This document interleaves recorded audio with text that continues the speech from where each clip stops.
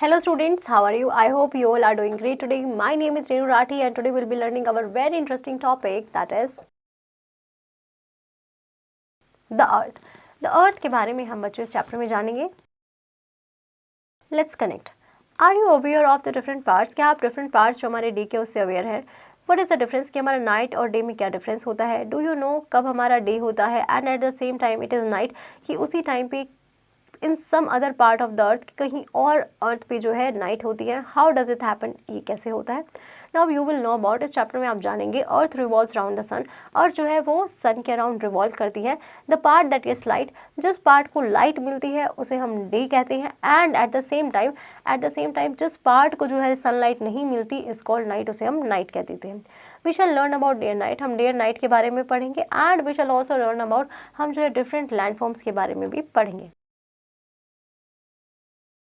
All living things live on a big ball like structure. हम सभी जो है एक big ball like structure called the earth पे रहते हैं. The earth is surrounded by air. Earth हमारे एयर से सराउंडेड है. Earth moves around the sun. Sun के अराउंड मूव करती है. And the part of the earth जिससे सन को लाइट मिलती है it is day time here. वहाँ पर हमारा डे टाइम होता है. And the part of the sun that does not gate, और वो पार्ट हमारे सन का जिसे लाइट नहीं मिलती फ्रॉम द सन, वो डार्क होता है. एंड इट इज कॉल्ड, उसे हम क्या बोलते हैं बच्चों? नाइट टाइम दिया. दीज डेज एंड नाइट्स, ये जो डे एंड नाइट हमारे कोर्स होते हैं किसकी वजह से होते हैं? रोटेशन जो होती है हमारी अर्थ की ऑन इट्स ऑन एक्सिस, उसकी वजह से होते हैं.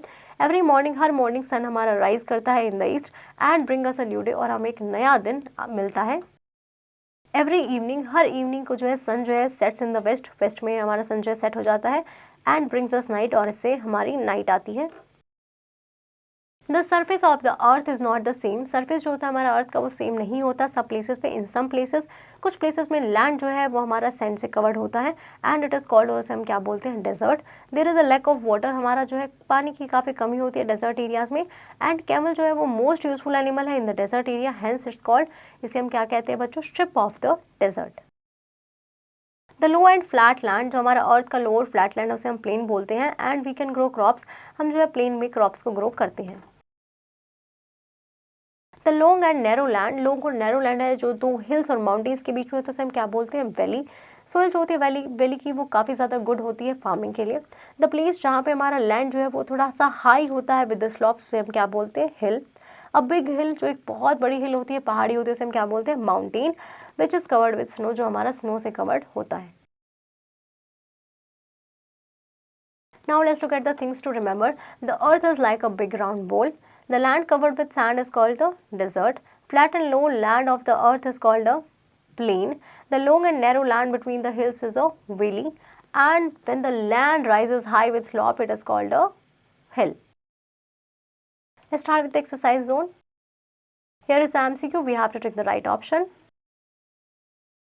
The earth is like a very good big ball. A dash, very good. A low land is called a plain. The top of mountains are covered with very good snow. The earth is surrounded by very good air. Here we have to fill in the blanks with the words given in the box.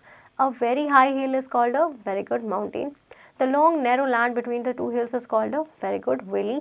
The low flat land of earth is called a plain. The earth moves around the very good sun. Here we have to write true or false about the following.